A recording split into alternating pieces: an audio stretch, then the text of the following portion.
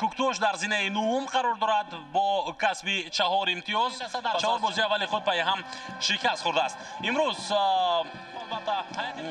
انتخاب کرده است بهترین های خود رو و در مقابل کوکتوش که اکنون یک بازی خوبتر در دوره رقابت‌های لیگ اولی کشور بازی در گرد و اطراف او به خاطر که تمرین‌ها رو به قول با 4 زبان با دستپرواران خود می‌گذراند، یعنی برای اونهایی که رقم 20 انقدرش رقم 12 سفرزاده اسماعیل و رقم 22 بونی کریستوفر تحت شماره 17 روح بلندی بازیگران. همچنین مکافات‌های پولی هم هست. ضربه جانبی دروازه کوکتوش چطور امکانیت خوب رو از دست خود رو ادامه می‌دهد. از کنار راست فرصت برای ارسال است به مرکز جریمه گوی کوکتوش و توپ در دستی مرکز میدان. تیم کوکتوش از نو به هجوم می‌گذارد. امکانیت است برای زدن ضربه، خیلی هم ضربه خوفناک نتوانست.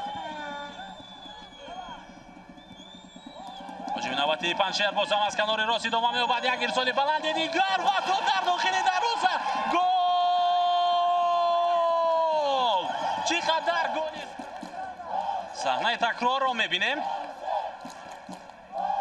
سفرزاده نه، بلکه این بازیگر دیگر بود تحت شماره 9 نونگا فرانک او ارسال کرد توپ رو بعد داخلی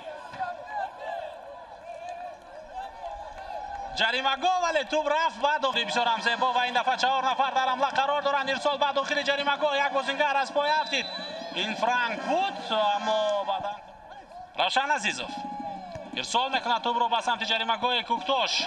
توپ به دست دولتبک رسید، فکر میکنم اما بعدا ضربه هم بود جانبی دروازه.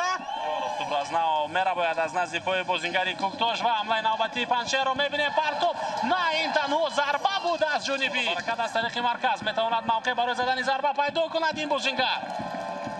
بهتر از فرصت‌های خوب در خاتمه قسم اول برای برابر کردن ایسو. چوریف ضربه او به جریمه گاه، فرصت برای زدن ضربه داده نمی شود.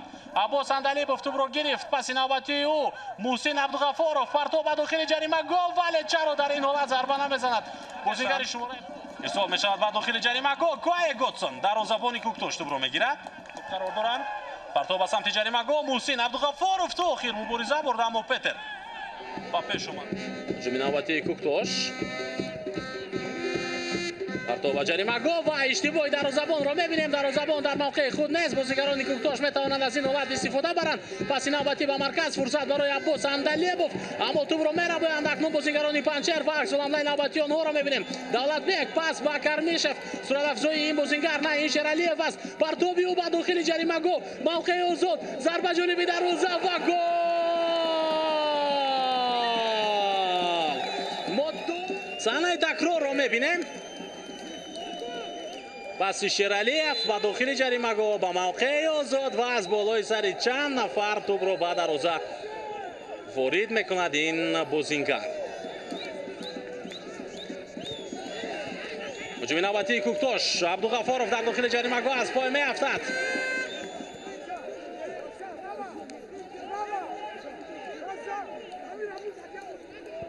ارسال به داخل جریمه گاه پنچر، توپ در دست دروازه‌بان پتر. هجوم نوبتی کوکتوش رو می‌بینیم که ادامه دارد. پرتاب به خط حمله، فرصت برای زدن ضربه توپناک، توپ در دست دروازه‌بان پتر. توپ به دست او بود. بیاید ببینیم چی شد. بله، توپ رسید به دست روشن عزیزوف، اما آن حالت واضح پرتاب می‌شود به جریمه گاه و توپ به دست بازیگر دسته پنچر روشن عزیزوف رسید. فکر میکنم بله دوباره احتمال رسش توپ به دست او بود. بیاید ببینیم چی شد. بله، توپ رسید به دست روشن عزیزوف، اما بیاید ما هم صحنه تکرار رو ببینیم. پنالتی داده می شود. بله، اشاره داور به نقطه اجرایش ضربه 11 متر است دوستان ارجمند. ضربه محسن عبدالغفارov خیلی آرام و توپ در دروازه پنچر. حساب 2-1. ضربه 11 متر و محسن عبدالغفارov گل نوبتی خود را زد. الکی در حساب خود 3 گل دارد. از مرکز میدان بازی شروع می شود دوستان ارجمند و بازیگران جان عبداللهیف برای توپ رو به بازی در آوردن. ارسالی و به داخل جریمه گاه، ضربه پشتناک اما حالت افساید. دقیقه 102 رقابت.